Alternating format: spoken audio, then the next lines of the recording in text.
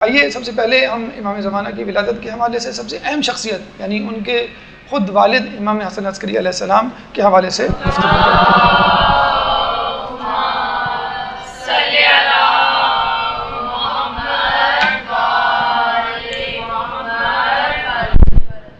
دیکھیے 11ویں امام حسن عسکری علیہ السلام کے حوالے سے گفتگو کرنا امام کی ولادت کے حوالے سے اس لیے بھی ضروری ہے کہ آپ امام زمانہ کی ولادت کے چشمدید گواہ ہیں، آپ ان کے والد ہیں اور آپ اس زمانے میں موجود تھے کہ جس زمانے میں امام زمانہ کے حوالے سے ان کی ولادت کے حوالے سے لوگوں میں بہت زیادہ بے چینی، اضطراب اور تمنا پائی جاتی تھی۔ امام حسن عسکری علیہ السلام کے زمانے کو ذرا سمجھنے کی کوشش کیجیے، خصوصی طور پہ ان کے آخری ایام کو اپنے ذہن میں لائیے۔ آپ کو معلوم ہے کہ یہ خوشخبری بہت زیادہ احادیث میں موجود ہے کہ 12واں امام اس زمین کو عدل و انصاف سے اس طرح بھر دے گا جیسے کہ وہ ظلم و جور سے بھری ہوئی تھی۔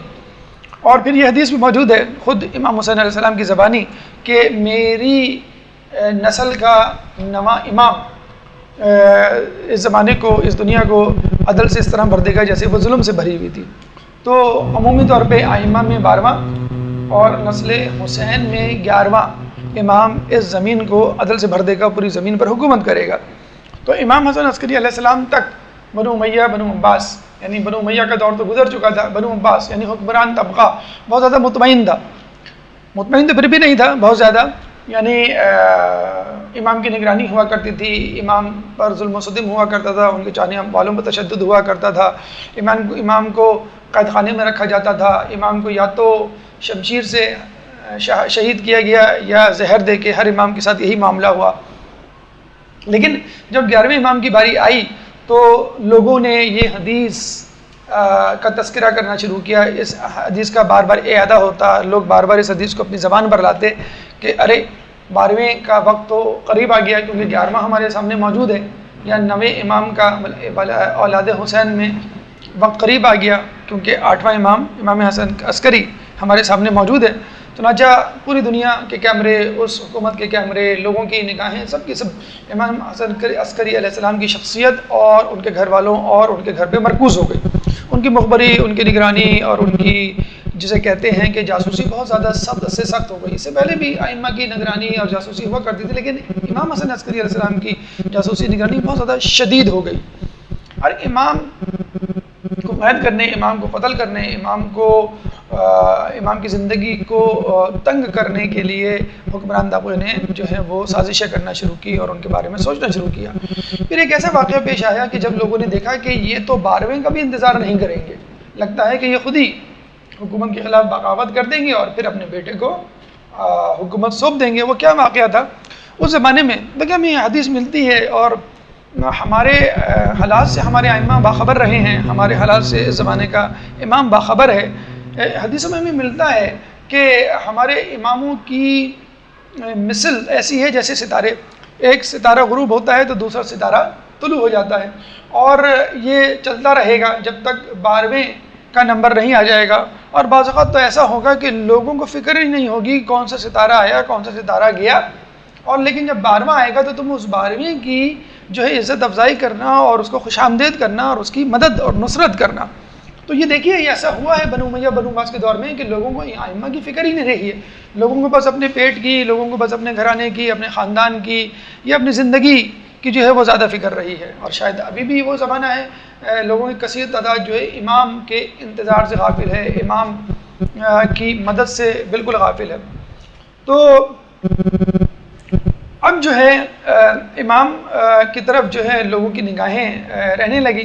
لیکن جیسے کہ معلوم ہے آپ نے دیکھا ہوگا کہ ہمارے 8ویں امام کے بعد یعنی امام رضا علیہ السلام کے بعد جو امام گزرے ہیں، امام تقی علیہ السلام، امام نقی علیہ السلام، امام عسکری علیہ السلام، ان تینوں کی زندگی عموماً بہت زیادہ پوشیدہ اور خفیہ رہی ہے، لو پروفائل رہی ہے، اور یوں سمجھ لیجئے کہ ان تینوں نے آنے والے 12ویں امام کے لیے غیبت کا راستہ ہموار کیا ہے۔ آپ دیکھیے کہ ہمارے ہاں جو تذکرہ ملتا ہے پہلے، دوسرے، تیسرے، چوتھے، 5ویں، 6، 7ویں امام تک بہت ملتا ہے، پھر 8ویں امام کیونکہ شہرت پا گئے تھے، ولی عہد بنے تھے، اس کے بعد جو 9واں 10ویں اور 11واں نمبر جو آتا ہے اس دور کے جو 3 امام ہیں بہت زیادہ لو پروفائل جو ہے وہ پرسنالٹی والی انہوں نے جو زندگی گزاری ہے کہ لوگوں کو تیار کیا جائے لوگوں کے اذہان کو 12ویں امام کی غیبت کے لیے۔ اب ظاہر سی بات ہے کہ لوگ ویسے بھی غافل تھے اور امام ویسے بھی پوشیدہ تھے، تو لوگوں کی توجہ اپنے دین سے ہٹ گئی، لوگ اپنے دین سے بیگانہ ہو گئے۔ اور آج کل بھی آپ نے دیکھا ہوگا کہ جہاں بھی لوگوں کو کوئی معجزہ، کوئی شہرت یا کوئی میڈیا ہائپ نظر آتی ہے کسی شخصیت کے حوالے سے، تو اس شخصیت کی طرف جو ہے وہ نکل کھڑے ہوتے ہیں۔ تو اس زمانے میں ہمیں ملتا ہے کہ لوگ عیسائیت کی طرف مائل ہو رہے تھے۔ کیوں مائل ہو رہے تھے؟ کہ اس زمانے میں عیسائی راہب ہوا کرتے تھے، وہ لوگوں کو معجزات دیکھ کر اپنی طرف، ایک تو بنو امیہ بنو عباس کے ظلم و ستم سے لوگ تنگ آ گئے تھے، پھر تو یہ ہے کہ امام تلوار نہیں نکال رہے تھے اور مسلسل گمنامی پوشیدہ زندگی گزار رہے تھے، لوگ اس سے بھی تھوڑے سے احساس محرومی کا شکار ہو گئے تھے کہ ہماری کوئی نہیں سن رہا، جو امام کے پیچھے چلنے والے ہیں وہ بھی تھوڑے سے بد دل ہو کے پیچھے ہٹ گئے تھے۔ پھر عام لوگ جو ہے جس طرح ہم کہتے ہیں کہ جب جہاں کی ہوا چلتی ہے لوگ اس طرف ہو جاتے ہیں، تو اس زمانے میں عیسائی پادریوں کا بڑا زور ہونے لگا، ان کے معجزے رونما ہونے لگے اور لوگ جو ہے ان کی طرف مائل ہونے لگے۔ تو اور یہ کوئی اچھمبے کی بات نہیں، آج کل کے دور میں بھی ایسا ہو رہا ہے۔ ابھی میں یہی سوچ رہا تھا کہ یہ کیسے ممکن ہے کہ ایک عام آدمی یا مومن اپنے امام کو یا دین اسلام کو چھوڑ کر دوسرے دین کی طرف چلا جائے، یہ کیسے ممکن ہے؟ تو کل ہی مجھے ایک کلپ محسوس ہوئی کہ جس میں صدام حسین کے بارے میں بتایا گیا کہ صدام حسین کو 12 سال بعد اس کی قبر سے نکال کر دوسری قبر میں دفنایا گیا تو اس کا چہرہ اتنا ہی تر و تازہ۔ دیکھیں یہ کتنا بڑا معجزہ ہے۔ اب دیکھیے اتنا بڑا بلنڈر، اتنا بڑا جسے کہتے ہیں کہ جھوٹ پھیلایا جا رہا ہے، تو پتہ ہی چلا تحقیق کرنے پر یہ پہلی ہی تدفین کی ویڈیو تھی جو پہلی تدفین میں بنائی گئی تھی، اور اس کے بعد اس کو نہ نکالا گیا نہ دوبارہ دفنایا گیا، لیکن اسی پہلی تدفین کی ویڈیو کو دوبارہ 12 سال بعد سرکولیٹ کیا گیا اور نیچے لکھ دیا گیا کہ صدام حسین کو دوبارہ دفنایا جا رہا ہے، دیکھیں اس کا چہرہ تر و تازہ ہے۔ پہلی ویڈیو تھی حالانکہ وہ تو عام سادہ لو انسان، ویسے تو ہم بڑے چیمپئن، بڑے سفرات، بڑے ارسطو بندے، موبائل خریدنے جائیں تو 10 معلومات ہوتی ہیں، ہم کو کرکٹ کا میچ ہو اس کے بارے میں معلومات ہوتی ہے، گاڑی، پراپرٹی، پولیٹیکل لیڈرز، ہر شخص کے بارے میں پورا پروفائل ہمارے پاس موجود ہوتا ہے، لیکن دین کے معاملے میں ہم فوراً بیوقوف بننے کے لیے ہم تیار ہو جاتے ہیں بھارت۔ تو یہ وہی لوگ ہوتے ہیں جو 3 اور 4 شعبان کی رات کو دھمال ڈال رہے ہوتے ہیں، مکس گیدرنگ ہو رہی ہوتی ہے اور ہلڑ بازی ہو رہی ہوتی ہے، اور یہ انچولی میں بھی ہوا ہے اور کراچی کے علاقوں میں بھی ایسا جو ہے وہ سننے میں آیا۔ تو یہی وہ لوگ ہیں کہ جہاں جس کی ہوا چلتی ہے لوگ جو ہے وہ اس طرف چلے جاتے ہیں اور دین اور ایمان کو بلا بیٹھتے ہیں۔ تو ہوا یہ کہ قحط پڑا اور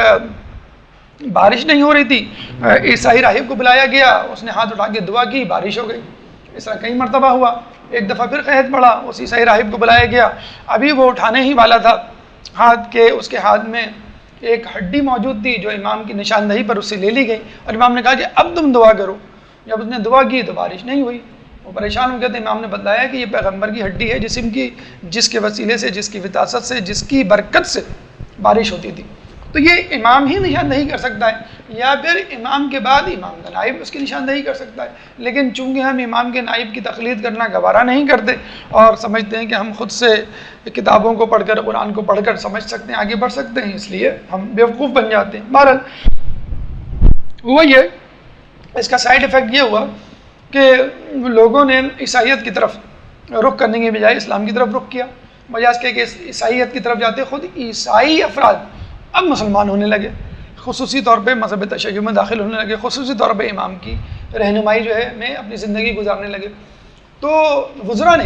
بادشاہ کو یہ کہا کہ لگ یہ رہا ہے کہ 12ویں کا نمبر ہی نہیں آئے گا، یہ 11واں ہی تمہارا کام تمام کر دے گا۔ اتنی کثیر تعداد میں اس 11ویں امام کے پیچھے لوگ چل پڑے ہیں کہ لگتا ہے کہ عنقریب تمہاری حکومت کا خاتمہ ہونے والا ہے، اور معجزات کرامات تو اس کے ہاتھ میں ہیں، اگر اس کے پاس چند 100 افراد بھی ہو تو وہ کافی ہوں گے تمہاری حکومت کو ختم کرنے کے لیے۔ بادشاہ نے یہ سنا تو فوراً کارروائی کا جو ہے وہ فیصلہ کیا۔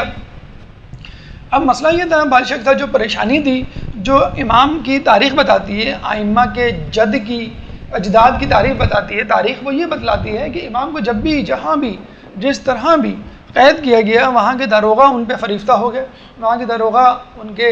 چاہنے والے بن گئے، اور وہاں کے سپاہی جو ہیں وہ مذہب تشیع میں داخل ہو گئے۔ اب وہ جو ہے 7ویں امام ہو گئے، 8ویں، 9ویں، 10ویں، 11ویں امام کے دور میں بھی یہی وقت آ گیا۔ تو انہوں نے چاروں ناچار ان کو کہیں نظر بند کیا تو پتہ چلا کہ وہاں کے داروغہ جو ہیں وہ منقلب ہو گئے اور امام کے ساتھ ہی بن گئے، امام کے ساتھ عبادت کر رہے ہیں، امام کے ساتھ کھا رہے ہیں، امام کے قصیدے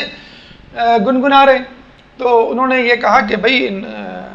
سپاہیوں کو تبدیل کرو، انہوں نے دوسرے سپاہی لا کر مقرر کر دیے، ان کے ساتھ بھی یہی ہوا۔ اب بادشاہ پریشان، اب کیا کریں؟ کہ ان کو کسی ایسی جگہ، کیونکہ اس طرح تو ان کی تعداد بڑھتی چلی جائے گی، ہم سپاہی تبدیل کرتے رہیں گے اور ان کی تعداد میں اضافہ ہوتا رہے گا، تو ایسا کیا جائے کہ ان کو اپنے ہی محل میں کسی کونے میں نظر بند کر دیا جائے، کیونکہ وہاں پہ موجود غلام تو ہمارے محل کے اپنے غلام ہوں گے، اگر منقلب ہوئے تو بھی پکڑے جائیں گے، اب تو منقلب ہی نہیں ہوں گے کیونکہ بادشاہ کے محل میں موجود ہیں۔ لیکن وہاں جب نظر بند کیا تو وہاں پہ بھی یہی ہوا، تو یہاں پہ بادشاہ کو زیادہ خطرہ محسوس ہوا کہ اگر میں زندان میں کسی دور جگہ پہ رکھتا ہوں تو وہ مجھے اگر مارنے بھی آئے گا تو اتنے بیریئرز اس کو کراس کرنے پڑیں گے، لیکن محل کے اندر موجود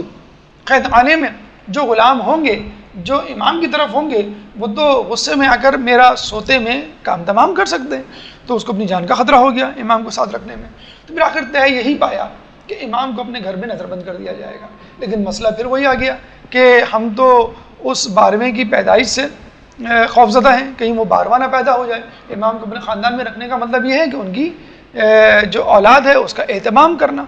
تو لیکن پھر بھی وہ اپنے پرانے 2 حربوں کا انجام دیکھ چکے تھے، تو فیصلہ یہ کیا کہ ٹھیک ہے ان کو ہم اپنے گھر میں نظر بند کر دیں گے، لیکن اس کی سخت نگرانی کریں گے کہ جیسی بچہ پیدا ہو یا اس کے آثار رونما ہوں، ہمارے سپاہی وہاں پہنچ جائیں، بچے کی ماں کو بھی مار دیں اور بچے کو بھی مار دیں، جیسے موسیٰ علیہ السلام کے دور میں ہوا، جیسے ابراہیم علیہ السلام کے دور میں ہوا۔ لیکن وہ خدا ہی کیا جو ابراہیم علیہ السلام کی حفاظت کرے، موسیٰ کی جو ہے وہ حفاظت کرے، لیکن 12ویں کی حفاظت نہ کرے جو شرق اور غرب کو اپنے عدل سے بھر دے گا۔ چنانچہ امام کو اپنے گھر میں نظر بند کیا گیا اور سخت نگرانی کی گئی اور وہاں پہ جو ہے پہرے بٹھا دیے گئے، اور پھر آخر میں بادشاہ نے مجبور ہو کے اور صلاح مشورے کے بعد یہ طے پایا کہ ان کو زہر دے دی جائے، ان کا زندہ رہنا خود بادشاہ کی بادشاہت کے لیے خطرہ ہے۔ شروع میں کوشش کی گئی کتنا قاتلانہ حملہ کر کے ان کی جو ہے وہ زندگی کا خاتمہ کر دیا جائے، تو زبیر نام کا ایک شخص تھا جو امام کو قتل کرنا چاہتا تھا، لیکن کہتے ہیں کہ اس کے قتل کرنے سے پہلے اس کو کسی نے قتل کر دیا، امام کے چاہنے والے نے، اور پھر کہتے ہیں کسی کے ہاتھ میں وہ رقعہ بھی لگا کہ جس میں لکھا ہوا تھا، امام نے لکھا تھا کہ یہ وہ سزا ہے امام کے دشمن کی کہ جس نے اللہ پر امام کے واسطے تہمت، الزام، افراپردازی کی تھی اور اس کو اپنے کیے کی سزا مل گئی۔ اس کے بعد معتمد باللہ نے امام کو اپنے گھر میں نظر بند کر دیا اور بالآخر ان کو زہر دے دیا۔ جس رات زہر دیا اور جس رات ان کی شہادت ہوئی اس رات اس نے بہت سارے اطباء یعنی ڈاکٹرز، حکیم کو جمع کر لیا، بہت سارے علماء کو جمع کر لیا، بہت سارے زعماء، عمائدین اور وزراء کو جمع کر لیا۔ کیوں اطباء کو اس لیے جمع کیا، حکیموں کو یا طبیبوں کو یا ڈاکٹرز کو، کہ وہ میڈیکل اپروول دیں یا سرٹیفکیٹ دیں کہ امام کی ڈیتھ جو ہے وہ نیچرل ہوئی ہے، نارمل ہوئی ہے، ریگولر ایک فنامنا سے طبعی ہوئی ہے، کسی زہر کی سبب نہیں ہوئی ہے، زہر دینے کی وجہ سے۔ علماء کو اس لیے جمع کیا کہ ان کی بات میں وزن ہوتا ہے، لوگ ان پہ جو ہے وہ اعتبار کرتے ہیں۔ اگر وہ کہہ دیں گے کہ ہاں ہم نے خود اپنی آنکھوں سے دیکھا ہے کہ امام اپنی طبی موت مرے، تو لوگ جو ہیں وہ، کیونکہ لوگوں کے دل کافی حد تک مائل ہو چکے تھے اس معجزے کو، بارش والے معجزے کو دیکھنے کے بعد۔ پھر زعماء یا عمائدین یا سرداران یا رؤساء یا وزراء کو اس لیے جمع کیا تھا کیونکہ وہ ایک ہیبت ہوتی ہے، اگر وہ اپنے اپنے قبیلے میں یہ بات پھیلا دیں کہ ہاں بھئی ہم نے خود اپنی آنکھوں سے دیکھا ہے، اور ظاہر سی بات ہے ان کو اس نہ دیکھنے یا دیکھنے کے پیسے دیے گئے تھے، ہزاروں لاکھوں دینار، کہ آپ نے جو دیکھا ہے سمجھ لیں گے وہ نہیں دیکھا، اور جو ہم دکھا رہے ہیں سمجھ لیں گے وہ دیکھا ہے، تو اس کے ان کو پیسے دیے گئے تھے تاکہ اپنے اپنے علاقوں میں یہ اعلان کر دیں، اور آپ کی وجہ سے آپ کے جتنے بھی ماننے والے ہیں، آپ کی اتباع کرنے والے ہیں، وہ آپ کے ہم خیال ہو جائیں۔ چنانچہ یہ بھی کر لیا گیا۔ اس کے ساتھ ساتھ نماز جنازہ اور میت کفن دفن کے وقت بادشاہ کے نگران وہاں چھوڑ دیے گئے کہ اگر تدفین کے وقت کوئی اولاد ظاہر ہو اور یہ دعویٰ کرے میں ان کی اولاد ہوں تو اس کو قتل کر دینا۔ اچھا، حیرت کی بات یہ ہے کہ بادشاہ نے 260 ہجری میں امام حسن عسکری علیہ السلام کو زہر دیا تھا، حالانکہ امام زمانہ 5 سال پہلے پیدا ہو چکے تھے، 255 ہجری میں پیدا ہو چکے تھے، اور وہ بڑے مزے سے جو ہے انتظار کر رہے ہیں کہ اگر کوئی اولاد ہوئی تو ہم قتل کر دیں گے، ایسے امید تو نہیں کہ کوئی اولاد ہو۔ تو کہتے ہیں کہ جو مال وہاں پڑا ہوا تھا، جعفر کذاب ان کا جو چچا تھا امام زمانہ کا، امام حسن عسکری علیہ السلام کے بھائی جعفر کذاب وہاں پہ جو ہے وہ موجود تھا. اس کا فسق و فجور جو ہے وہ بہت معروف تھا، اور لوگوں کو جو ہے وہ جو امام کے چاہنے والے تھے ان کو معلوم تھا کہ یہ جو ہے امام نہیں ہے، لیکن وہ امام کی مسند پہ بیٹھا ہوا تھا. اور جب میراث تقسیم ہوئی تو اس نے کہا کہ بھئی چونکہ ان کی اولاد نہیں ہے تو میراث مجھ کو ملے گی اور ان کی والدہ کو ملے گی. یہ دیکھ کے ان کے سپاہی اور زیادہ مطمئن ہو گئے کہ بھئی ان کا تو چاہنے والا کوئی ہے ہی نہیں، کم از کم میراث کے وقت، جائیداد کے وقت تو موجود ہو. تو کہتے ہیں کہ سپاہی بھی جو ہے وہ یوں کہہ لیجیے جس طرح نگران جو ہے وہ سو جاتا ہے بے فکرہ ہو کے یا ادھر ادھر ہو جاتا ہے، وہ ریلیکس ہو گئے. تو جیسے ہی سپاہی ادھر ادھر ہوئے،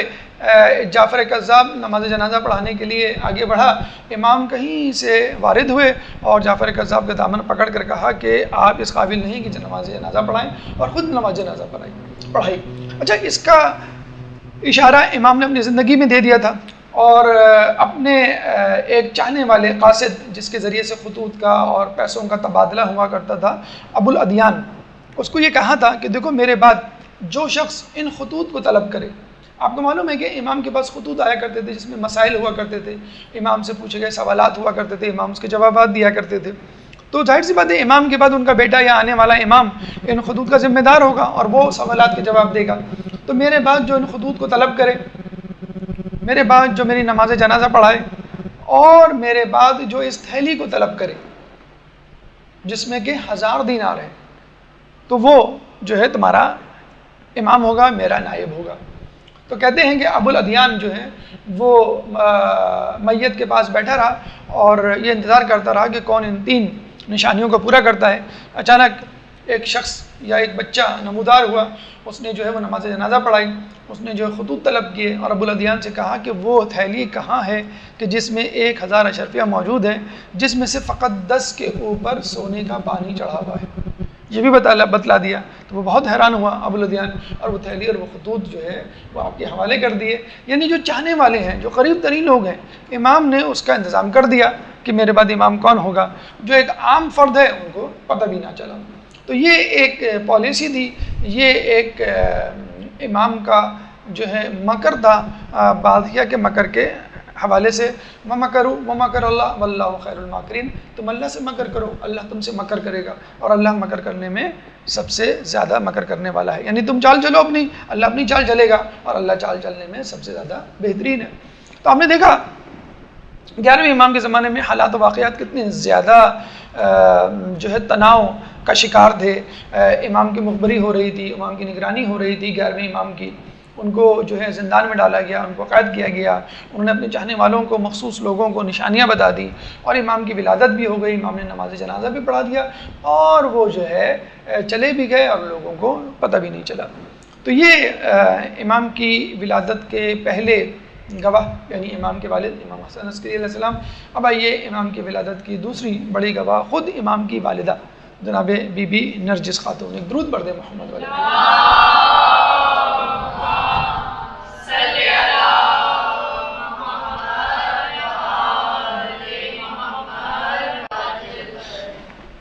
بی بی نرجس خاتون یا ملکہ خاتون امام کی والدہ، اور اس حوالے سے بہت سارے نام ہمیں تاریخ کی کتب میں ملتے ہیں. سب سے پہلے نام تو ہمیں ملکہ ملتا ہے، اور ملکہ ایک اس میں تصغیر ہے، یعنی شارٹ فارم ہے ملکہ کی. ملکہ یعنی بادشاہ کی بیوی، اور ملکہ یعنی چھوٹی ملکہ یا شہزادی. تو یہ وہ نام تھا کہ جو ان کا اصلی نام تھا جب وہ اپنے باپ یا اپنے گھر والوں کے ساتھ روم میں رہا کرتی تھی، اور اس زمانے میں عیسائی تھی. اس کے بعد جب وہ کنیز بن کر امام تک پہنچی، بھیس بدل کر کنیزی کا، اس وقت انہوں نے اپنی شناخت کو مخفی رکھنے کے لیے اپنا نام تبدیل کیا اور ملکہ سے نرجس خاتون کر دیا. تیسرا نام ہمیں جو ملتا ہے ان کی والدہ کا وہ سیقل ملتا ہے، اور کہتے ہیں وہ اس لیے تھا سیقل یا سیقل کہ جب وہ حمل سے تھی تو ان کا بدن جو ہے وہ لوہے کے سیقل زدہ ٹکڑے کی طرح چمک رہا تھا، تو ان کا بدن بھی اس طرح چمک رہا تھا. اس کے بعد ان کا ایک نام ریحانہ بھی ملتا ہے، ایک نام سوسن بھی ملتا ہے، ایک سان امت بھی ملتا ہے اور ایک نام خود حکیمہ بھی ملتا ہے. حالانکہ حکیمہ جو ہے امام زمانہ کی پھوپھی تھی جو ولادت کے وقت موجود تھی. تو یہ 7 نام یا اس سے زیادہ نام ہمیں ملتے ہیں جو امام کی والدہ کے حوالے سے ہیں. ان کی امام تک رسائی یعنی امام تک پہنچنے کا واقعہ بھی بہت ہی جسے کہتے ہیں کہ دلچسپ ہے اور مختلف روایات کے ذریعے سے ہمارے تک پہنچا ہے. بشر بن سلیمان ایک بردہ فروش انسان تھا، شخص تھا جس کا پروفیشن یہی تھا کہ وہ کنیزیں اور غلام خریدتا اور فروخت کرتا تھا. امام نے ایک دفعہ اس کے گھر میں اپنے غلام کو بھیجا اور کہا کہ اس کو کہو کہ میرے پاس ہے، مجھے اس سے کچھ کام ہے. یہ جو بشر بن سلیمان تھا وہ امام کا چاہنے والا تھا اور امام کے جد کا بھی چاہنے والا تھا اور امام کو پسند کرتا تھا، امام کی خدمت میں آتا جاتا رہتا تھا. امام نے کہا کہ آج ہم تمہیں ایک اور شرف بخشنے جا رہے ہیں. اور پھر یہ کہا کہ دیکھو پل فرات پہ جانا اور وہاں پر ایک بردہ فروش عمر بن یزید بیٹھا ہوا ہے، کچھ کنیزوں کو لے کر بیٹھا ہوگا. وہاں پہ ایک کنیز ہوگی 2 حریر کے لباس میں پردے کے پیچھے، اور وہ دعائی دے رہی ہوگی، ہائے میرا پردہ، ہائے میرا پردہ،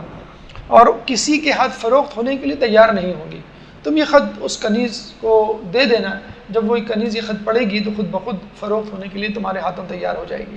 اور یہ تھیلی لے لو، اس تھیلی میں جتنے بھی دینار ہیں یہ وہی قیمت ہے جو تم اپنے دکاندار سے یعنی اس بردہ فروش عامر بن یزید سے طے کرو گے. بشر بن سلیمان جو ہے وہ لے جاتا ہے امام کا خط اور جو رومی زبان میں لکھا ہوا تھا اور وہ تھیلی جس میں امام نے کنیز کی قیمت رکھی تھی. امام نے یہ بھی ہدایت کی تھی کہ دیکھو تم دن بھر ایک کونے میں کھڑے ہو کر دکان کے سامنے جہاں وہ کنیزوں کو فروخت کرے گا، غلاموں کو فروخت کرے گا، پیچھے بیٹھ کے صرف جو ہے وہ تماشا دیکھنا کہ وہ کیا کر رہا ہے، لوگوں کو آتا جاتا دیکھنا اور دخل اندازی نہیں کرنا. لیکن جب دن گزر جائے اور وہ دکان بند کرنے لگے اور جانے لگے تب اس کے پاس جا کے یہ خط دینا کہ یہ کنیز جو ہے مجھے چاہیے اور یہ خط اس کو پڑھوا دو. چنانچہ بشر بن سلیمان نے یہی کیا، وہاں پہ کھڑا رہا اور جب دن گزر گیا اور اس دوران وہ دیکھتا بھی رہا کہ بہت سے لوگ گاہک آ رہے ہیں، عرب شیوخ آ رہے ہیں اور حکومت کے کارندے آ رہے ہیں اور وہ آ کے جو ہے وہ کنیز کو خریدنا چاہتے ہیں، لیکن کنیز کسی کے ہاتھ فروخت ہونے کے لیے تیار بھی نہیں. اگر کوئی شخص بہت زیادہ قیمت لگاتا تو وہ غصے میں ہی کہتی کہ اگر تم سلیمان علیہ السلام کی دولت کے برابر بھی پیسے لے آؤ تو میں کبھی بھی تمہارے ہاتھوں فروخت نہیں ہوگی. اب جو عمر بن یزید تھا، اس کا جو مالک تھا، وہ بڑا پریشان تھا کہ بھئی میں کیا کروں اگر یہ کنیز نہیں بکے گی اور اس کے خریدار بہت آ رہے ہیں، پردے میں بیٹھی ہے، متقی پرہیزگار لوگوں کو جو نظر آ رہی ہے، کسی کے ہاتھ فروخت نہیں ہو رہی تو اس کے دام بھی لوگ زیادہ لگا رہے ہیں، یہ نہیں بکے گی تو میرا جو ہے وہ نقصان ہو جائے گا مثلا. اب بشر بن سلیمان جب دن ڈھلتا ہے اور لوگ چھٹ جاتے ہیں تو بشر بن سلیمان جو ہے وہ عمر بن یزید کی طرف رخ کرتا ہے اور اس کے ہاتھ میں وہ خط جو رومی زبان میں لکھا ہوا ہوتا ہے وہ دیتا ہے اور یہ کہتا ہے کہ اس کنیز سے کو کہیں کہ یہ خط پڑھ لے تو ہو سکتا ہے کہ اس خط کو پڑھنے کے بعد وہ میرے ہاتھوں فروخت ہونے کے لیے تیار ہو جائے. اب اس کو نہیں معلوم تھا کہ کیا معاملہ ہے، وہ شاید اس کو جھوٹ سمجھا، لیکن اس نے کہا چلیں آخری حربہ اختیار کرنے میں کیا حرج ہے. اس نے وہ خط لیا اور اس کنیز یعنی جس کا نام نرجس تھا، اس زمانے میں لفظ نرجس یا نام اس میں نرجس تو بہت مشہور تھا کنیز بطور کنیز نام ہونے کے حوالے سے، تو وہ دے دیا. جب اس نے وہ خط پڑھا تو وہ بڑی خوش ہوئی، اس خط کو اپنے آنکھوں سے لگایا، اس کو چوما اور یہ کہا کہ میں اس شخص کے ہاتھوں فروخت ہونا چاہتی ہوں. حالانکہ ابھی اس نے قیمت کی بات ہی نہیں کی تھی. وہ بڑا حیران ہوا، اس نے قیمت جو ہے وہ زیادہ لگانے کی کوشش کی، یہاں پہ اس نے کم کروانے کی کوشش کی تو بھاؤ تاؤ ہوا. اچھا اس کو معلوم بھی نہیں تھا کہ اس تھیلی میں کتنے پیسے ہیں، کتنے دینار ہیں، بس امام نے یہ کہا تھا کہ اس تھیلی میں اس کنیز کی قیمت موجود ہے. اب اس کو ڈر یہ بھی تھا کہ اگر یہ زیادہ قیمت ہوئی اور تھیلی میں کم رقم ہوئی تو کنیز کو میں نہیں خرید پاؤں گا. تو اس میں 12 دینار موجود تھے تو بھاؤ تاؤ ہوا تو 220 دینار پر معاملہ طے ہوا. تو بشر بن سلیمان نے ڈرتے ڈرتے جو ہے وہ تھیلی اس کے حوالے کی، اس نے تھیلی کھولی اور دینار گنے تو ایگزیکٹلی بعین ہی 220 دینار نکلے. تو اللہم صلی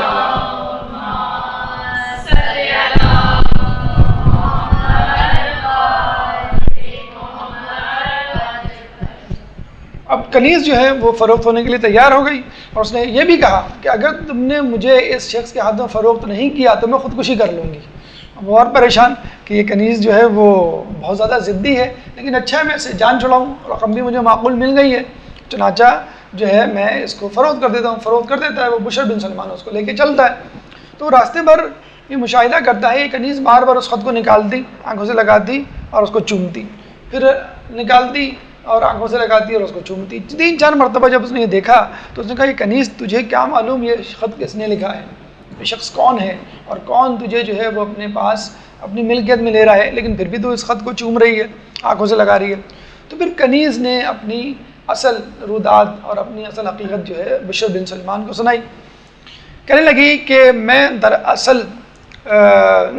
قیصر روم کے بیٹے یشوع کی بیٹی ہوں، یعنی قیصر روم جو ہے وہ میرا دادا ہے، اور میری ماں حضرت عیسیٰ علیہ السلام کے حواری وسیع شمعون کے حواری کی اولاد میں سے ہے، یعنی ددیال میں سے قیصر روم سے تعلق رکھتی تھی، اور ننیال میں سے وہ حواری شمعون اور وسیع عیسیٰ علیہ السلام سے تعلق رکھتی تھی۔ بہت بڑا خاندان، بہت اچھی نسبت ہے۔ کہنے لگے جب میری عمر 13 سال ہوئی تو بادشاہ قیصر روم نے اپنے بھتیجے سے میری جو ہے وہ شادی کرنا چاہی، اور خاندان میں ایک فرد تھا، اور بہت بڑی تقریب ہوئی۔ اس تقریب میں جو ہے راہبوں کو، پادریوں کو بلایا گیا، علماء کو بلایا گیا، رؤوسان قبائل کو بلایا گیا، اور عمرہ کو بلایا گیا، اور بہت بڑا تخت سجایا گیا، اور 40 سیڑھی اوپر وہ تخت تھا، اور سلیبیں لٹکائی گئیں، اور بہت بڑی تقریب جو جسے کہتے ہیں نا کہ بلائی گئی۔ ہمارے یہاں بھی انگلینڈ میں کوئین ایلزبتھ کا جو وہ ہے پرنس، اس کی شادی ہو رہی ہے، جو کہ چرسی ہیروئن جس کو پکڑا بھی گیا ہیروئن وغیرہ پیتے ہوئے، اس کی شادی کے اتنے جسے کہتے ہیں کہ چرچے ہیں کہ ٹرمپ کو نہیں بلایا گیا، یعنی ٹرمپ کی بے عزتی ہو گئی کہ ٹرمپ کو نہیں بلایا گیا مثلا۔ تو آپ اندازہ لگا سکتے ہیں اس زمانے میں قیصر روم جو ہے کتنا بڑا بادشاہ تھا۔ تو سلیبیں لٹکائی گئیں، تقریب دولہا کو جو ہے وہ تخت کے اوپر بٹھایا گیا۔ جیسی شادی کی تقریب شروع ہونے لگی ویسے ہی ایک زلزلہ سا آیا اور تخت نیچے گر گیا، اور دولہے میاں جو ہے وہ اوندے منہ گر کے بے ہوش ہو گئے۔ تو جو وہاں پہ عیسائی پادری بیٹھے ہوئے تھے وہ بڑے حیران پریشان ہوئے، اور انہوں نے اس واقعے کو عیسائی مذہب کے زوال کا سبب سمجھا اور اس کو بدشگونی جانا، اور وہ غصے میں وہاں سے چلے گئے۔ بادشاہ یہ سمجھا کہ شاید یہ دولہا جو ہے وہ منحوس ہے، ہمارے اسلام دلہنوں کو منحوس کہتے ہیں، تو یہ دولہا ہی منحوس ہے، تو اس کو ہم جو ہے وہ ریپلیس کر دیتے ہیں۔ تو اس کے بجائے اس کے بھائی کو دولہا بنایا گیا دوسرے دن، اور پھر اسی طرح تقریب اسی طرح، کیونکہ بادشاہ کی عزت پر آ گئی تھی بات کہ لوگ یہ تانے دینے نہ شروع کر دیں کہ بادشاہ ہی منحوس ہے یا عیسائی مذہب ہی جو ہے وہ غلط ہے۔ تو اسی طرح تخت لگایا گیا، سلیبیں لٹکائی گئیں، اور تخت کے اوپر جو ہے وہ اس دولہے کے بھائی کو اس دفعہ بٹھایا گیا۔ جیسے ہی تقریب شروع ہونے والی تھی ویسے ہی زلزلہ آیا، اسی طرح سلیبیں ٹوٹی اور وہ دولہے میاں اوندے منہ گر کے بے ہوش۔ اس دفعہ جو ہے عیسائی راہب جو ہے وہ پیر پٹکتے ہوئے چلے گئے کہ اب ہم آئندہ اس تقریب میں نہیں آئیں گے، یہ تقریب منحوس ہے، یہ شادی منحوس ہے، اور یہ دین مسیحت کی جو ہے وہ زوال کی نشانی ہے۔ کہتے ہیں کہ ملکہ خاتون جو ہے اس رات انہوں نے خواب دیکھا، اور خواب میں یہ دیکھا کہ رسول اکرم ان کے اللہم صلی علی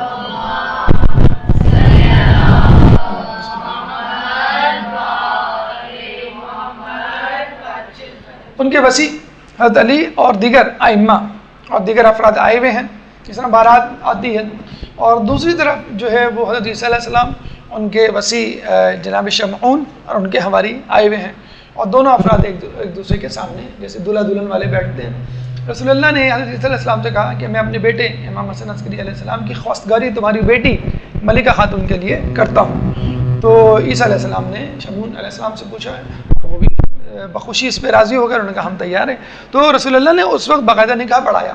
اور خواب میں ہی نکاح ہوا۔ جیسے ان کی آنکھ کھلی تو وہ بڑی پریشان ہوئی کہ یہ کیسا خواب تھا اور کیا تھا، لیکن کہتے ہیں کہ اسی دن سے امام حسن عسکری علیہ السلام کی محبت ان کے دل میں جاگزی ہو گئی، اور وہ بڑی پریشان رہنے لگیں کہ یہ کیا ہوا اور میں کون ہوں، مجھے اب کہاں جانا ہے، میرا آئندہ آنے والا جو دور حیات ہے وہ کیسا ہوگا۔ لیکن کہتے ہیں کہ وہ ظاہر بات ہے، آدمی جب کسی ملجھن پریشانی میں مبتلا ہو یا کسی کے انتظار میں ہو یا کسی چیز کا منتظر ہو تو وہ پریشان ہو جاتا ہے، تو بیمار پڑ گئی اور بڑے اطباء بلائے گئے ہیں، ڈاکٹر حکیموں کو طلب کیا گیا، لیکن ان کی بیماری جو ہے وہ ٹھیک ہونے میں نہیں آتی۔ تو بادشاہ نے ان سے ایک دفعہ پوچھا کہ تم کیا چاہتی ہو، کیا سمجھتی ہو کہ اگر وہ کام کیا جائے کہ جس سے تمہارے دل کو سکون ملے، ذہنی دباؤ میں، تناؤ میں جو ہے وہ کمی ہو؟ تو انہوں نے کہا کہ آپ نے کچھ مسلمان قیدیوں کو قید کر کے رکھا ہوا ہے، اب ان کو رہا کر دیں تو شاید میری طبیعت سمجھ جائے۔ اچھا، آپ نے دیکھا بھی ہوگا خوشی کے موقع پہ بادشاہ جو ہے وہ قیدیوں کو رہا کر دیتے ہیں یا سزائیں معاف کر دیتے ہیں، پاکستان میں بلکہ ہر جگہ ایسا ہوتا ہے۔ تو بادشاہ نے جو ہے وہ کہا کہ ٹھیک ہے، انہوں نے جو ہے بادشاہ نے جو ہے مسلمان قیدیوں کو رہا کر دیا۔ تو بادشاہ نے دیکھا کہ اس دن سے ملکہ کی طبیعت ٹھیک ہو گئی اور وہ دن بدن صحت مند ہوتی چلی گئی، اس کا کھانے پینے کا بھی دل چاہنے لگا۔ بادشاہ نے پھر دوبارہ ان قیدیوں کو بلایا اور ان کو مہمانوں کی طرح جو ہے وہ ان سے سلوک کیا جانے لگا۔ اس کے بعد 14ویں دن ملکہ خاتون نے بی بی سیدہ سلام اللہ علیہ کو بی بی مریم کے ساتھ اللہ صلی اللہ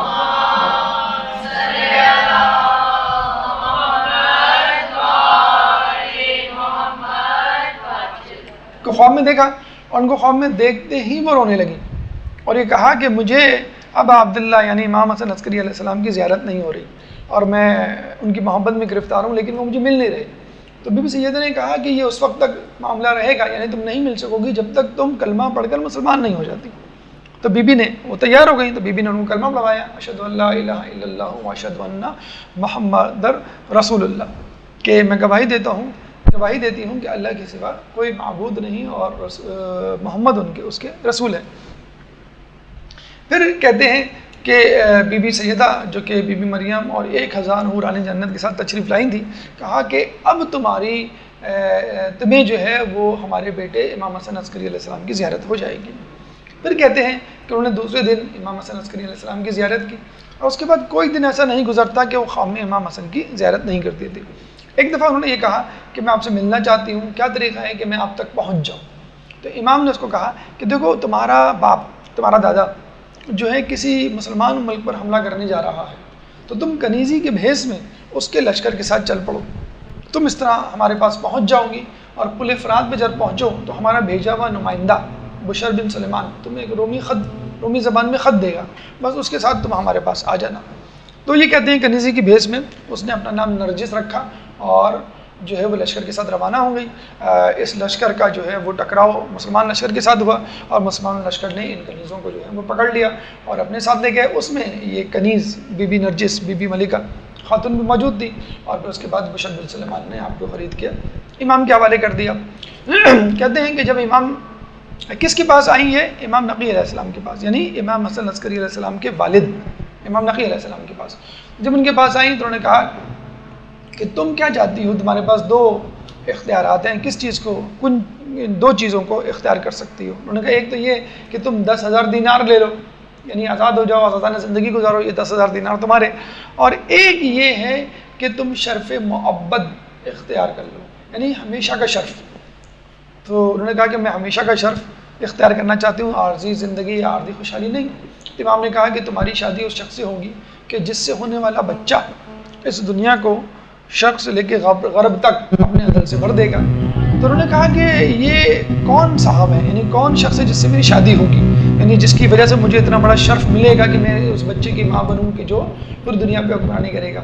تو امام نقی علیہ السلام نے کہا یہ وہی شخص ہے جس کو تم نے خواب میں دیکھا تھا اور جس کا نکاح جو ہے وہ رسول اللہ نے تمہارے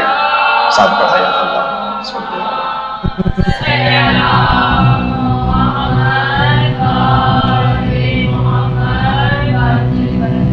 آپ کی شادی پھر امام حسن عسکری سے ہو جاتی ہے اور پھر امام زمانہ کی ولادت ہوتی ہے۔ جناب ملکہ خاتون کے بارے میں ہمیں بہت زیادہ تفصیلات نہیں ملتی،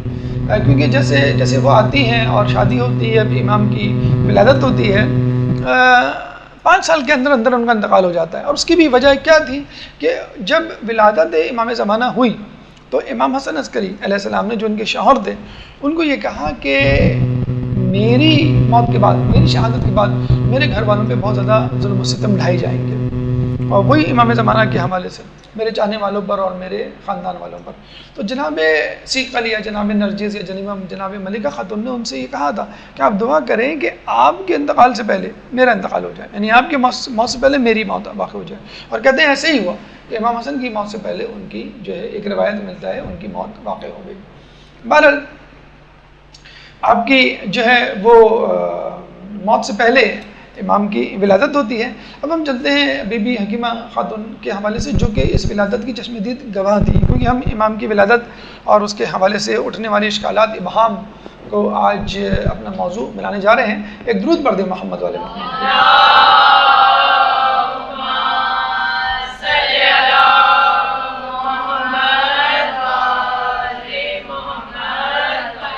بی بی حکیمہ خاتون امام زمانہ کی پھوپھی یعنی امام حسن عسکری علیہ السلام کی بہن کو غلام کے ذریعے ان کے گھر سے بلوایا گیا 15 شعبان کو، اور یعنی 15 شعبان کی رات سے پہلے، اور ان کو کہا کہ بہن آج آپ افطار ہمارے یہاں کیجیے گا۔ انہوں نے کہا خیریت؟ انہوں نے کہا کہ آج ہمارے یہاں ولادت ہونے والی ہے ہمارے فرزند کی، اور یہ وہ فرزند ہے کہ جو دنیا کو شرق سے لے کے غرب تک عدل سے بڑھ دے گا، جیسے وہ ظلم سے بھری بھی ہوگی۔ تو امام نے پھر استفسار کیا، پوچھا کہ بھئی کون ہے کنیز یا کون تمہاری زوجہ ہے جس کے بطن سے یہ ہوگا؟ تو امام نے بتلایا جناب ثقل۔ تو اسی وقت وہ اندر آئیں اور جو ہے جناب حکیمہ خاتون کے موزے اتارنے لگی اور ان کو سیدہ کہہ کے مخاطب کیا کہ آپ میری سردار ہیں اور میں آپ پہ قربان۔ تو بی بی حکیمہ نے کہا کہ مجھے تمہارے ساتھ جو ہے وہ عزت افزائی سے پیش آنا چاہیے اور مجھے تمہارا اکرام کرنا چاہیے، اور میری جان تو کیا اس پوری دنیا کے انسانوں کی جان تم پہ قربان ہو، کیونکہ تمہارا بیٹا جو ہے اس دنیا پہ حکومت کرے گا، اس کو عدل سے بھر دے گا۔ تو وہ جو ہے شرما جاتی ہیں اور کہتے ہیں کہ بی بی حکیمہ خاتون کو بی بی نرجس کے کوئی آثار حمل نظر نہیں آئے۔ تو انہوں نے پوچھا امام سے، انہوں نے کہا کہ آپ فکر نہ کریں، ان کے آثار حمل مادر موسیٰ جیسے ہیں، اور جس طرح ان کے آثار حمل ضائع نہیں ہوئے کیونکہ بادشاہ ان کے قتل کے در پہ تھا، ان کے آثار حمل بھی ظاہر نہیں ہوں گے۔ وہ شب آتی ہے، یعنی جس شب وہ افطار کرتی ہیں وہ سو جاتی ہیں اور بیچ رات میں جو ہے وہ بیدار ہوتی ہیں، تو نماز شب پڑھتی ہیں۔ اس دوران ان کے نماز شب پڑھنے کے بعد وہ دیکھیں جناب ثقل بھی بیدار ہوتی ہیں اور وہ بھی نماز شب پڑھتی ہیں۔ تو ان کے دل میں ایک شک سا آتا ہے کہ وہ تو کہہ رہے تھے کہ آج شب ولادت ہے، اور آج شب ولادت میں اب چند لمحات یا چند گھنٹے رہ گئے ہیں، فجر ہونے والی ہے، نماز شب ہم نے پڑھ لی ہے اور مجھے آثار حمل نظر نہیں آ رہے۔ تو دوسرے کمرے سے امام آواز دیتے ہیں اور یہ کہتے ہیں کہ بہن آپ شک نہ کیجئے، اللہ کی حجت ظاہر ہو کے رہے گی۔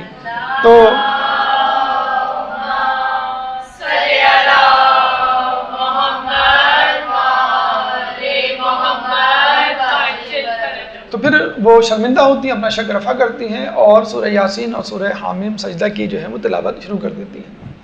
اس دوران بی بی ثقل جو ہے وہ بیدار ہوتی ہیں، وہ بھی نماز شب پڑھتی ہیں۔ نماز شب پڑھنے کے بعد وہ گھبرائی ہوئی آپ کے پاس آتی ہیں اور اپنی گود پہ ان کی گود پہ اپنا سر رکھ دیتی ہیں کہ مجھے کچھ ہو رہا ہے۔ کہتے ہیں اسی وقت اندھیرا چاہتا ہے، بی بی حکیمہ خاتون اور بی بی نرجس خاتون کے درمیان ایک پردہ سا حائل ہو جاتا ہے، اور غالباً بی بی حکیمہ خاتون کے بارے میں بے ہوش ہو جاتی ہیں۔ جیسے ہوش میں آتی ہیں تو دیکھتی ہیں پردے کے پیچھے بچہ موجود ہے، تو وہ اللہم صلی علی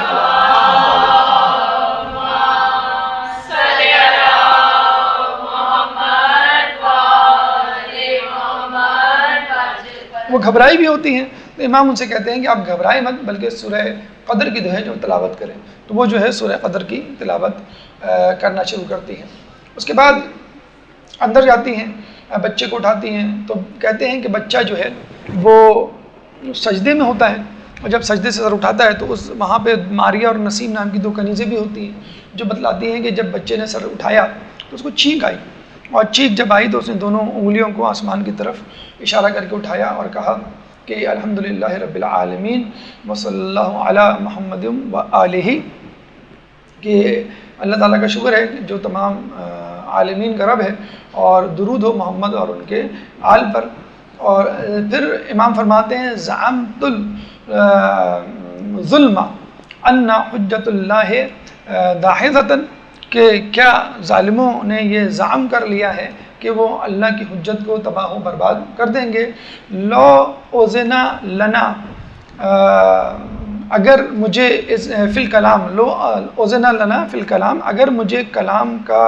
جو ہے وہ اذن ہوتا یا اس کی اجازت ہوتی لزال شک تو میں ان کے شک کو دور کر دیتا.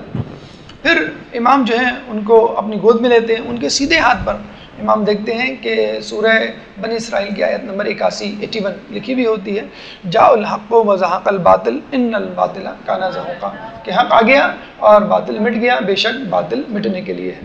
اس کے بعد امام کہتے ہیں کہ اس کو اپنی ماں کے پاس دوبارہ لے جاؤ تاکہ وہ ان کو سلام کرے. امام کو دوبارہ لے جایا جاتا ہے، وہ اپنی ماں کو دوبارہ سلام کرتے ہیں. پھر امام دوبارہ طلب کرتے ہیں کہ اس کو میرے پاس دوبارہ لاؤ. امام کے پاس دوبارہ لایا جاتا ہے. امام کے پاس جب دوبارہ لاتے ہیں تو امام اپنی زبان مبارک کو امام زمانہ کے دہنے مبارک میں دیتے ہیں اور وہ اس کو چوستے ہیں جیسے دودھ اور شہد جیسے پیا جاتا ہے، ایسا لگ رہا تھا. تو امام جو ہے ان سے کہتے ہیں کہ کلام کرو، اور امام جو ہے وہ اپنا ہاتھ ان کے جوڑوں پر رکھتے ہیں اور ان سے کہتے ہیں کہ اے فرزند کلام کرو. تو وہ کلام کرتے ہیں اور گواہی دیتے ہیں اشہد ان لا الہ الا اللہ و اشہد ان محمد رسول اللہ وان علی امیر المؤمنین ولی اللہ، کہ میں گواہی دیتا ہوں کہ اللہ کے سوا کوئی معبود نہیں، محمد اس کے رسول ہیں اور علی جو ہے امیر المؤمنین اور ولی اللہ ہے. پھر کہتے ہیں کہ ان سے کہتے ہیں امام کہ مجھے جو ہے پچھلے انبیاء کے کلام سناؤ. تو وہ آدم علیہ السلام، نوح علیہ السلام، شیس علیہ السلام، ابراہیم علیہ السلام کے صحف صحیفے جو ان پہ اتر چکے تھے وہ سناتے ہیں. اس کے بعد توریت، زبور، انجیل کلام سناتے ہیں. اس کے بعد کلام مجید، قرآن مجید کی آیت سورہ قصص آیت نمبر 4 سناتے ہیں کہ وَنُرِيدُ أَن نَّمُنَّ عَلَى الَّذِينَ اسْتُضْعِفُوا فِي الْأَرْضِ وَنَجْعَلَهُمْ أَئِمَّةً وَنَجْعَلَهُمُ الْوَارِثِينَ کہ وَنُرِيدُ أَن نَّمُنَّ عَلَى الَّذِينَ اسْتُضْعِفُوا کہ ہم تو چاہتے ہیں کہ جن لوگوں کو زمین میں کمزور بنایا گیا ان پر ہم احسان کریں. وَنَجْعَلَهُمْ أَئِمَّةً اور ان کو ہم امام بنائیں. وَنَجْعَلَهُمُ الْوَارِثِينَ اور ان کو ہم دنیا کا وارث بنائیں. پھر انہوں نے جو ہے وہ آیت پڑھی. پھر جو ہے امام بی بی حکیمہ خاتون کو کہتے ہیں کہ آپ ان کو لے جائیں اور ان کی ماں کو دے دیں اور اب آپ 7ویں دن آئیے گا. تو وہ بیٹے کی یعنی اپنے بھتیجے کی محبت میں دوسرے دن آ جاتی ہیں کہ سلام کرنے. تو پتہ چلتا ہے کہ امام تو موجود نہیں ہے. تو کہتی ہیں کہ وہ کہاں ہے بچہ؟ تو انہوں نے کہا کہ اس کو میں نے اس کے سپرد کر دیا کہ جس کو حضرت موسیٰ علیہ السلام کی والدہ نے سپرد کیا تھا، جس کے سپرد یعنی خدا کے سپرد کر دیا. تو وہ بہت پریشان ہوتے ہیں کہ یہ کہاں گیا بچہ. خیر 7ویں دن جب آتی ہیں تو دیکھتی ہیں کہ بچہ اپنے پیروں پہ چل رہا ہے. تو امام سے پوچھتی ہیں کہ یہ کیا ہے، یہ کون سا بچہ؟ یہ وہی بچہ ہے جو 1 ہفتے پہلے پیدا ہوا تھا. تو امام نے کہا کہ ہمارے یہاں بچے کی پرورش، بچے کی نشو و نما ایک دن میں ایسے ہوتی ہے جیسے 1 ہفتے میں دوسروں کی، یا 1 ہفتے میں ایسی ہوتی ہے جیسے 1 سال میں دوسرے کی. اس لیے ہمارا جو امام ہے یا ہمارا جو بچہ ہے وہ بہت زیادہ پرورش کرتا ہے. کہتے ہیں کہ پھر اس کے بعد 40 دن تک آسمان سے ایک پرندہ آتا اور بچے کو اٹھا کے اوپر لے جاتا اور پھر جو ہے وہ واپس چھوڑ جاتا. تو بی بی حکیمہ خاتون نے پوچھا بھی تھا یہ کون ہے؟ تو انہوں نے کہا یہ جبریل امین ہے اور ان کے ساتھ جو ہیں دیگر پرندے ہیں، یہ فرشتے ہیں اور یہ امام کی نصرت کے لیے ہیں. جب امام ظہور کریں گے تو یہ ان کی نصرت کریں گے. تو ایک دفعہ یہ بھی ملتا ہے کہ جب وہ پرندہ امام زمانہ کو لے کر جا رہا تھا تو بی بی نرجس خاتون رونے لگی کہ بچے کو کہاں لے کے جا رہا ہے. تو امام نے کہا تم فکر نہ کرو، یہ مادر موسیٰ کی طرح کسی اور کا دودھ نہیں پیے گا اور تمہارے دودھ کے علاوہ تمام بچوں کا، تمام ماؤں کا دودھ جو ہے وہ اس کے لیے حرام ہے. اور پھر انہوں نے سورہ قصص آیت نمبر 13 بھی سنائی کہ فرددناہ الی امہ کہ تقر عینہ لا تحزن کہ ہم نے فرددناہ الی امہ ہم نے اس کو یعنی اس بچے کو اس کی ماں کے حوالے کر دیا واپس. کیوں کر دیا؟ کہ تقر عینہ تاکہ اس کی آنکھوں کو ٹھنڈک ملے، لا تحزن چنانچہ غم نہ کرو. اور پھر یہی ہوا کہ بچہ جو ہے وہ واپس آیا. تیسرے دن امام جو ہے وہ گئے اپنے اصحاب کے پاس اور بچے کا تعارف کروایا اور یہ کہا کہ یہی وہ بچہ ہے جس کی نصرت کے لیے لوگوں کی گردنیں اٹھیں گی، یعنی لوگ اس کا ساتھ دینے کے لیے اٹھیں گے، اور یہی وہ بچہ ہے جو میرا نائب ہوگا، جو میرے بعد امام ہوگا، اور یہی وہ بچہ ہے جو دنیا کو شرق سے لے کر غرب تک عدل و انصاف سے اس طرح بھر دے گا کہ جس طرح وہ ظلم و جور سے بھری ہوئی ہوگی۔ پھر یہ کہتے ہیں کہ امام نے 7ویں دن بچے کا جو ہے وہ عقیقہ کیا، اور عقیقے میں 10,000 رطل روٹی اور 10,000 رطل گوشت کا اہتمام کیا، لیکن یہ عقیقہ یا یہ کھانا جو ہے لوگوں کو بلا کر نہیں کھلایا بلکہ لوگوں کے گھروں تک پہنچایا، اور اس میں بنی ہاشم کے لوگ پیش تھے، زیادہ تر اپنے خاندان والے، اور چند اپنے بہت ہی خاص الخاص افراد، کنیز، غلام، یا بہت ہی خاص الخاص جیسے بشر بن سلیمان وغیرہ۔ تو اچھا یہ بات بھی اپنی جگہ مد نظر رکھنی چاہیے کہ 10,000 روٹیاں اور 10,000 رطل روٹیاں، 10,000 رطل گوشت بہت کثیر مقدار ہوا کرتی ہے لوگوں کو کھلانے کے لیے۔ تو اس کا مطلب ہے کہ خاندان میں کسی شخص کو بھی نہیں چھوڑا ہوگا کہ جس کو پتہ نہ چلے، یہ اپنے جاننے والوں میں کسی کو بھی نہیں چھوڑا ہوگا کہ اس کو پتہ نہ چلے، ہر شخص تک یہ بات پہنچائی۔ لیکن جو حکومتی لوگ تھے، دشمن تھے، عام افراد تھے، ان تک یہ خبر نہیں پہنچتی تھی اور لوگوں کو نہیں پتہ چلا۔ تو اپنے لوگوں کو بہت زیادہ تعداد میں پتہ چل گیا اور غیروں کو بالکل بھی نہیں پتہ چلا، اور ابھی بھی یہی حال ہے کہ جن کو معلوم ہے وہ امام پہ بہت زیادہ یقین رکھتے ہیں، جن کو نہیں معلوم وہ امام کے بارے میں کچھ بھی نہیں جانتے، یا ان کی جو ہے بالکل ان کو معلومات نہیں۔